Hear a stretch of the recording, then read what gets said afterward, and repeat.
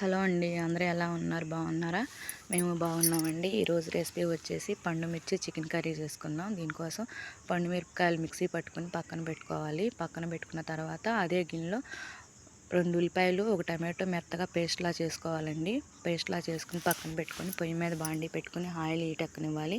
హీటెక్కిన తర్వాత పోపు దినుసులు, కరివేపాకు వేసి ఫ్రై అవనివ్వాలి. ఫ్రై అయిన తర్వాత మిక్సీ పట్టి పెట్టుకున్న ఉల్లిపాయ టమాటో పేస్ట్ని వేసుకొని పచ్చివాసన పోయేలా ఫ్రై అవనివ్వాలండి. ఫ్రై అయిన దానిలో ఒక చిటికెడంత పసుపు, రుచికి సరిపడా రాళ్ళ ఉప్పు వేసుకొని అల్లం చిన్నులపాయ పేస్టు, పండుమిర్చి పేస్ట్ వేసుకొని మొత్తం అంతా కలుపుకొని ఫ్రై అవనివ్వాలండి. ఫ్రై అయిన తర్వాత ఆయిల్ అంతా పైకి వచ్చేస్తుంది. ఈ టైంలో 2 ఉల్లిపాయలు కట్ చేసుకుని వేసుకోవాలి.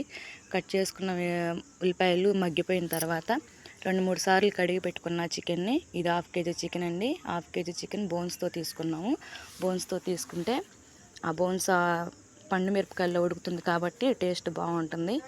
మొత్తం అంతా మగ్గనివ్వాలండి. మూత పెట్టి ఒక 5 నిమిషాలు మగ్గిన తర్వాత ఆయిల్ అంతా పైకి వచ్చేస్తుంది. ఒకసారి కలిపేసుకొని ఒక గ్లాస్ వాటర్ వేసుకొని ఉడకనివ్వాలండి.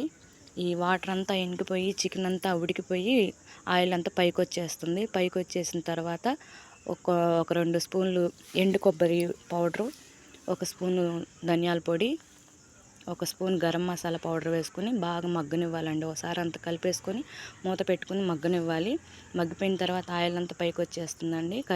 కొత్తిమీర వేసుకొని ఇంకా రెడీ అయిపోతుంది. ఈ రెడీ అయిపోయిన దాన్ని రైస్లో కానీ చపాతీలో కానీ తింటే చాలా బాగుంటుంది. మాకైతే చాలా బాగా కుదిరింది. మీరు ట్రై చేయండి. వీడియో నచ్చితే లైక్ చేయండి, షేర్ చేయండి, కామెంట్ చేయండి. Please subscribe.